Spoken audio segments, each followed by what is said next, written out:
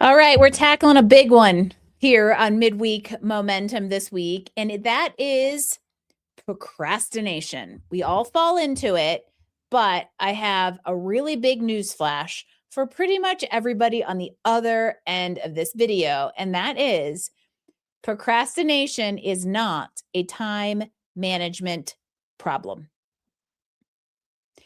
Yes, I'm going to say it again because it's that important. Procrastination is not a time management problem. It is actually a psychological one. If procrastination were just about a time problem, your calendar would have fixed itself by now.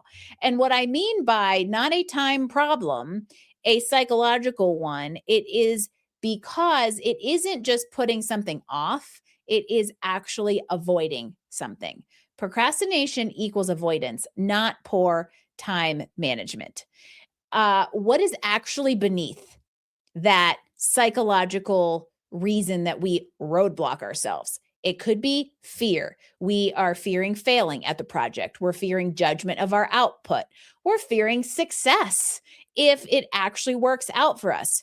We could be lacking clarity in whatever we are trying to attack. We could lack knowledge. And so it feels hard to start the project because we don't necessarily know how. That isn't procrastination. That is actually the psychological condition of being overwhelmed, or it feels daunting or misaligned. I don't actually want to do this. Apathy.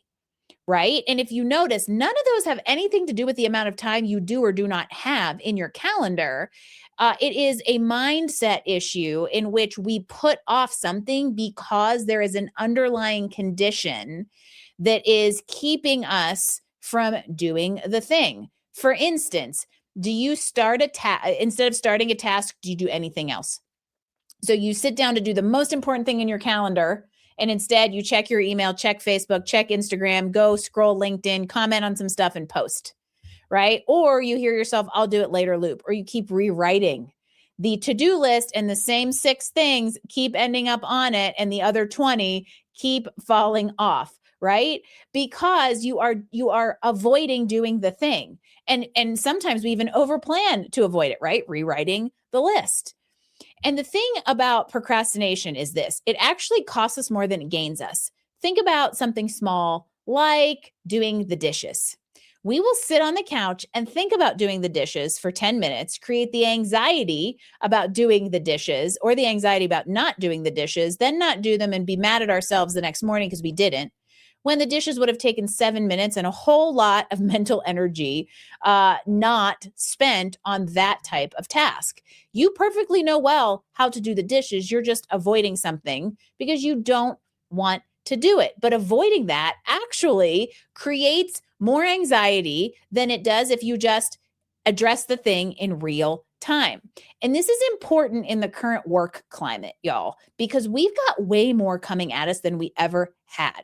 And a better calendar with more time blocks and more colors isn't necessarily going to address the fact that procrastination isn't a time management problem. How much can I beat that into your head, right?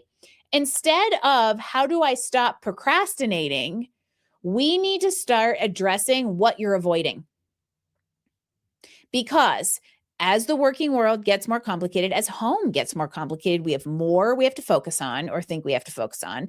We have more distractions taking up our focus and our time, and we are often more autonomous in our work. And that requires self-leadership, which means we can't necessarily hide behind the structure or the delegation that used to exist, right?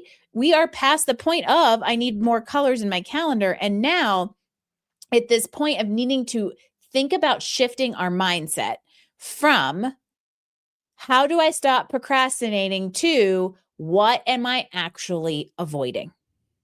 And once you know what you're actually avoiding, whether it's an uncomfortable conversation, whether it is feeling like the conversation is going to be uncomfortable, right? There's an anxiety that we like to create for ourselves. And then we put ourselves through something twice instead of just saying, okay, I'll tack this head on and deal with it.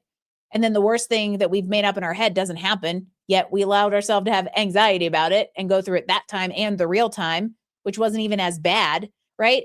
that is how this like procrastination avoidance mentality actually creates a worse situation than had we just attacked the thing head on the minute we thought about doing it.